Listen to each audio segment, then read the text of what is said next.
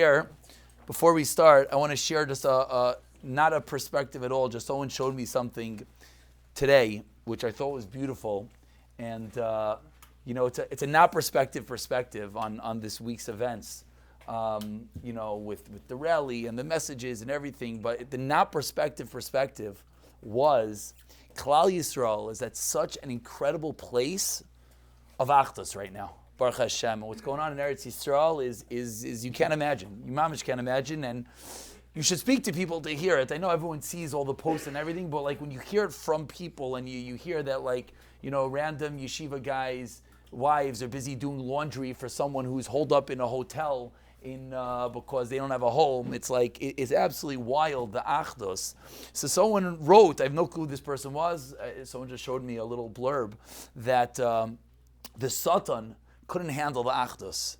And to have this millions of people getting together, so he infused the whole thing to derail the Achdus. Now that doesn't mean it's right, it's wrong, and this could be debated ad infinitum, and this is for Gedolim, and definitely not for myself or anyone else. But the one thing is maybe to walk away and say, Danish, I do understand, I don't understand, but you know what? Let's focus on where we were, and let's focus on the Achdus that we could have, that we should have, and maybe let's say certain things were right, were wrong, I understand, I don't understand, okay.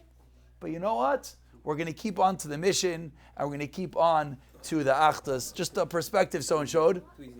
Too easy. Yeah, too easy sometimes. Hagufa. I thought it was beautiful the way that someone put it. And I think maybe that is an avoida for those who are looking for an avoida from these things, is to work on letting things go and working on the greater achdus and the greater shalom that we have. So let's move into Parshas Toldos. There's so much to share, but we'll begin with as I was walking out tonight, I noticed that I haven't opened the Dirash Moshe in a little bit. You haven't opened the Moshe in a little bit, so I took it. And Usiyat Shemaya, the first two pieces I looked at are pearls. I'll share the second, and maybe we'll share the first. Yaakov Ishtam Yoshev Ahalim. To be makdim, the words of Ramoshe, Rashi on the pasuk says, what was Esav? Esav was the Ish Sadeh. Says Rashi, he was Yoshev Batal. This is an idea I shared elsewhere. Maybe so and so. I always say, I don't like sharing the same thing because maybe you're that one person that actually listens. So I'll share it very quickly just because I think it's such a beautiful idea we can't miss. That's what Esav was. Really? Esav, he who b'seiv chayav committed the three cardinal crimes. The last days of his life, he was over Gilei Arayis, Shvichas Dam, and Avodah Zarah. He did it all. He nailed the trifecta. And what is he? Yoshev Batal. Almost. The mashal I heard someone say, imagine you calling Hitler unemployed. Rachmana litzlan. That's what he was. He's unemployed. Hitler, he's sitting on his couch. That's what he is. What does Rashi mean? So Shimshon Pincus in his absolute mastery of Chumash, of godless, of human psyche, of Musar, of everything, says, yeah. How do you get to be an Esav? By being a Yoshev Batal. If you just sit, and you sit, you know what happens? You end up as an Esav. And we've said here many times, and I'll repeat it again, the Mesilas Yesharim in his chapter on Zehiros writes, and some say these words are depressing, I think they're encouraging. He says that the teva of man, what does it mean, the teva of man? That means in our DNA. What's in our DNA? Atzlos. That is our DNA. This is something, every time I see it, every time I repeat it, it gives me chizik. Why? Because that means when you're sitting there and you're just so tired and you just don't want to get up, you tell yourself, that's normal. That's how Hashem created me. And now, yeah. Look at the zachin. I must be this, I must be that. It's a mitzvah for me not to get up right now. It's a mitzvah. It's a mitzvah to not go to the shiur. I'll be over Baal Taisif if I go to learn Torah. I learned too much today. Hashem created me that way. He wants me to be that way. I'm not going to be all the Torahs. But Lamaisa, if we're Yoshev Batal, what happens? And the truth is, there's no greater proof than just look at the insanity called 2023 turning to 2024. Just look at the insanity. And one might ask, one might sit down one day and ask, how did the world get here? How did we get here? It's like wild. Where did this come from? I mean, all of us are old enough to go back even 10 years ago, and it was a different world. 15 years ago, for sure. How do we get here? And obviously there's many theories, many tires from great, wise, intelligent people perhaps. But to share the perspective of Shimshon Pincus, you know how we got there? From being Yoshev Batel. The American dream of sitting and doing nothing, of retiring yesterday when you're 25, of having $1 million when you're 23, to do nothing, that is a Yoshev Batel. And what does that get you? That gets you straight to being an Esav. And I'll share, you mentioned Lubavitcher Rebbe, so it comes to mind. I don't know if this is famous, I don't know if this is published. Someone one time said this to me. Whether he said it or not, I have no clue. But it's a beautiful line anyways. He used to encourage, I believe it's true, because I think my grandmother heard it from him, so I think it's true, that he used to encourage elderly people, never retire. Never retire. It's on video, that means it's real. I'm not so sure anymore. But anyways, never retire. Why? The day you retire, then everything, you lose your mind. It's a Gemara, Batal maybe they Shimam, it's everywhere. And yet, even though we all know it's so true, and we all know everything, and yet, what happens? What happens is the couch, the technology, the ease, and everything. So, we take chizuk sometimes from how far things go. If we could appreciate that it came from this point, that's Esav, that's Yeshev Batel. And of course, the flip side is Yaakov is Yeshev Ahalim, which I don't think Rosh Shimshon Pincus says this. I had this in my notes, but I don't think it's him. He's also Yeshev. So don't think it's just because you're sitting. No, Chaim Kanievsky sat in that seat for hours upon hours. It's not about not sitting, it's about doing. It's about doing. Now in reality, Rav Yisrael Slanter and the Bali Musar say that in truth, there is something about doing in reality, in physicality. And Rizal writes famously that it's more kedai for a person to sit there and just shovel sand the entire day than do nothing. Why? Because he says that itself, doing is shviras amidas, is shviras hakoiches. It breaks you as a person, it makes you greater, it makes you bigger. That's Esav, that's number one. But let's continue with Divrei Hagoyin Hagadol or Moshe Feinstein. I'm going to read some of his words because they're mamish poetry. V'Yaakov Ichtam Yoshev Ahalim. Now, someone's going to ask, these actually aren't his words.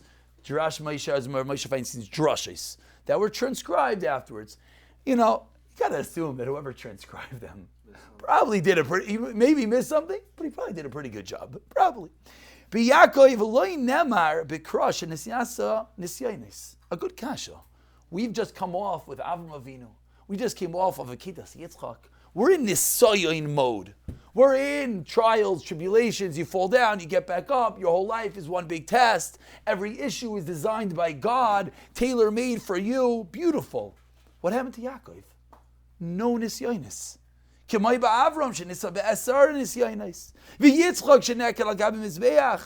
yet, which is the best of the avos? You know, it's a funny thing, play the game, you know, what's your favorite makkah? But when it comes to the avos, you don't have to play the game, it's a medrash. Who is the bechir sheba avos? Is Yaakov. Who is chakuk? Who is engraved on the kisi hakavod, on Hashem's celestial throne? Yaakov Avinu. Yaakov Avinu is lying there, and there's a ladder in next week's parsha. What's going on? The malachim are going up and down, says the Gemara in Chulin. Umistaklin. What are the malachim doing? Listen to these words. B'diyuknoi shel mala, u'b'diyuknoi shel mata. The malachim are gazing at HaKadosh Baruch Hu and gazing at Yaakov Avinu. Yaakov Avinu, the greatest of all the avos. And yet, there's no nisyonis.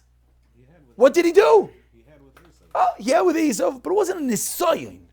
His life wasn't filled with nisyonis. Yaakov said, Yeshiva Shem the Aver. Yaakov is the Yeshiva Halim. Oh, good.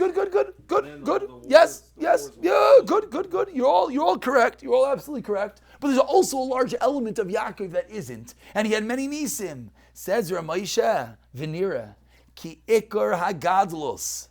Liyos b'chol hayamim. You know what the Ikar Gadlus of a person brings you up to Yaakov Avinu? Is to live your whole life, Oisek ba'atayro b'mitzvahs. Af below nisyonis, even without nisyonis. Sometimes it's actually harder if you think about it. When you have a nisayon, you know what your avodah is. You know the avodah is to get over it. You know the avodah is to push through it. But on the days that you have no nisyonis, then what do? Of course, there's always nisyonis. As we started off, there's no nisyonis shkoyach. My couch is the nisyon. The sleep is the nisyon. Everything is the nisyon. It's true. But let's just put this into our context. Maybe we could say, when there's no big nisyonis, when life is quote-unquote calm, when life is quote-unquote good, when things are quote-unquote just smooth, we sometimes ask, what's my avodah? That's your avodah.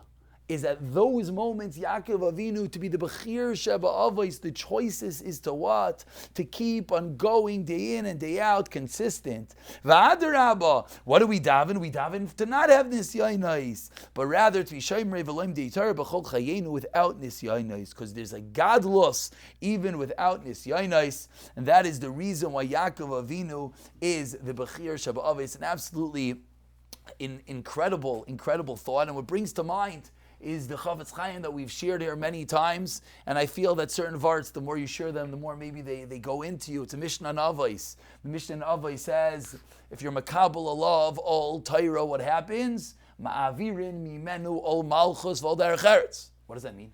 What does that mean? Pashut Pshat in the Mishnah, what do the words mean?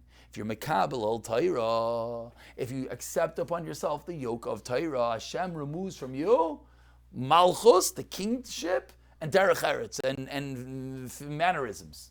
Says the Chavetz Chaim. So the Pashut Pshat in the Mishnah is, it's referring to malchus, referring to shibud malchus, and government things, that the more you're makabel ol Torah, says the Chavetz Chaim, it means in all ruchnius pursuits. The more you're ruchni, the more Hashem says, I don't have to bother you, ki'ilu, with certain mundane matters because you're occupying yourself with the right things. I think in the yeshivas that we grew up with, the nusach that the Rosh Yeshivas say is that if you learn ba'amelos, if you break yourself over the Torah, you won't have to break yourself over something else. For every little bit that you exert over the Torah is one little bit less that you can have to exert over Rahman al-Itzlan, an accident, or this, or that, all the other big issues that one could have in life. And to tie this back with how we started, what does that mean? That means that when someone's sitting there on the couch and doesn't want to get up, and he pushes himself to get up, then that's one less than maybe he's going to have to push himself and aggravate over something in the office, or aggravate over something with the kinder, or aggravate over something with one's health.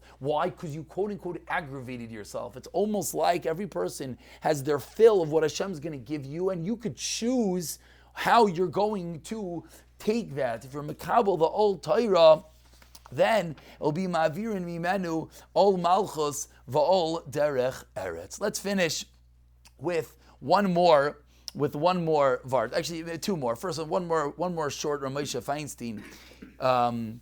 Once the sefer is open in front of us. Eila Toldos Yitzchak v'chulu v'chulu. Says Rashi, Yaakov and Esav Amurim beParsha. Nira. The pasuk says Avram Haylid. It starts off with Avram Avinu and it goes all the way down to Yaakov, Yitzchak, etc. Why does it bring it back to Avram? What's Avram have to do with anything? We're giving over the Toldos. We're giving over your generations. Family tree. Okay, you start with the Zayda. That's what the pasuk's doing. Just giving you a family tree, bringing you back to the Zayda. Says Ramosha Feinstein, a almost frightening line. One would think that if your grandfather was Avram Avinu, you'd be pretty confident that your kids are going to be good kids. Avram Avinu, he that found Hashem on his own. Avram Avinu that had a Yitzchak Avinu. Avram Avinu that went through the Eser Nisyonis. Yitzchak that went through the Akedas Yitzchak. And now we have Yaakov. So you would think everything's good and dandy. Says Ramosha, the pasuk's teaching us, no, don't rely on that which was. Chinuch is never guaranteed. One always and forever has to be mechanech their children, because after all the shvach in the world, what happened? Esav. Who was Esav's grandfather? Can you imagine? Frightening to think about.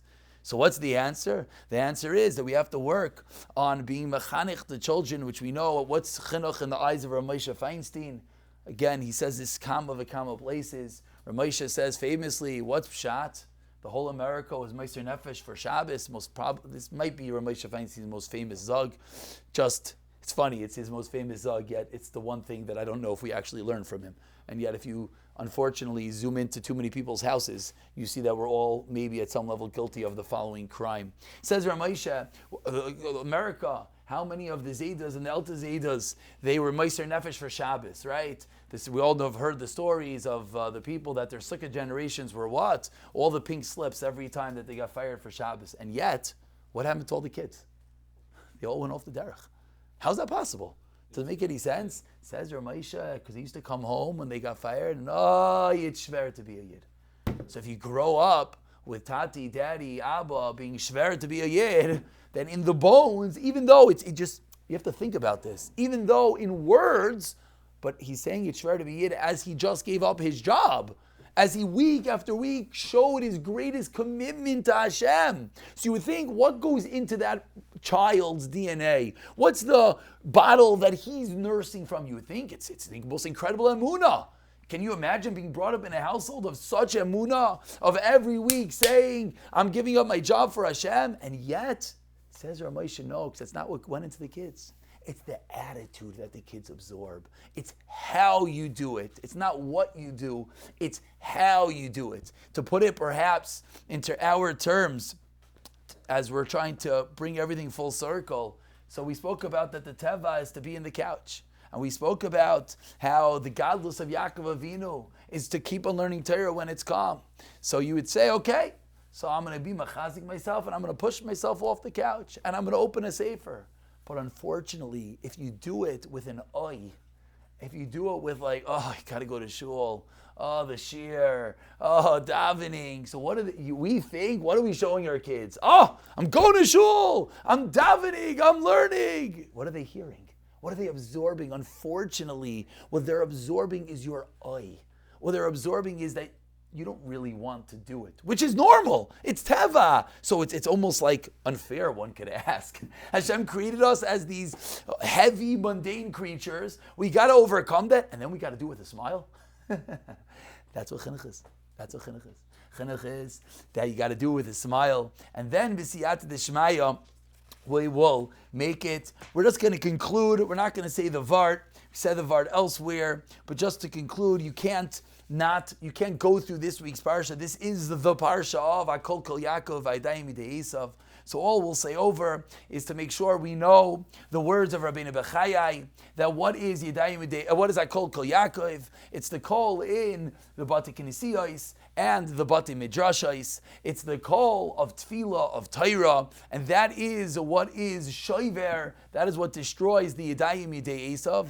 And what's fascinating is how the world we live in is we're watching it. We're watching it. How everyone has for sure seen one or two or too many clips, never too many of this type of clip, of the Freya soldier, of the secular Israeli, of he that a year ago was who knows what, asking to daven, asking to learn, asking to have us in mind. What's going on? What's going on?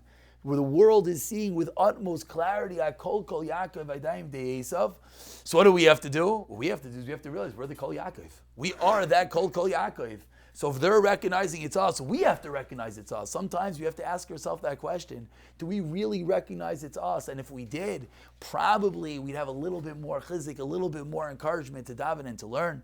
So b'siyata d'shmaya, with the perspective that it is difficult, with the realization that sometimes when it's calm is the most difficult to get up and learn. With the understanding that our DNA, our nature is to be heavy, is to be lazy. We'll get ourselves up, but we'll do it in a way, as Ramesha says, don't think, my Zayda was a good guy, and my father was a good guy, and I'm a good guy, so the kinder will be good. No, we'll make sure to put on a smile. We'll make sure to make it happy. And you know what?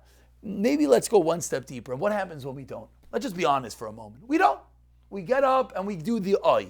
So then what we need to do is find ways to put into the kids also a joy. At that moment, it's very hard. Let's just be honest. You get off the couch, you gave the eye, you went to the shir. Maybe then you realize, what did I just do? I was so silly. The kid heard me. So then find ways to bring the simcha, to bring the joy, to bring the gishmak, to bring the happiness of being a yid into their Torah, into their tefillah, into your tefillah and your Torah in front of them, so that hopefully, b'siyata d'shmaya, that's what they will absorb in their DNA. And we'll conclude with hopefully, we'll be zeichet to shalom. Be zeichet to shalom as we started. No one knows why things happen. No one knows why people take different perspectives, how things play out. But our job from the sidelines, leave it up to the Gedalim to figure out how to word the letter that the Ma'atzis should or shouldn't put out. I know every yeshiva guy has 16 drafts of what should have been put out, what was put out, and what will be put out, and how it should be said, and who should say it, and how to sign it. Leave that to the Ma'atzis, leave that to Gedalim. On our part is to try to understand, maybe not, that's a different avodah, but at least to have the shalom and realize that all we need is achdos, is shalom, as that is the greatest bracha. Shkoyach Chevra.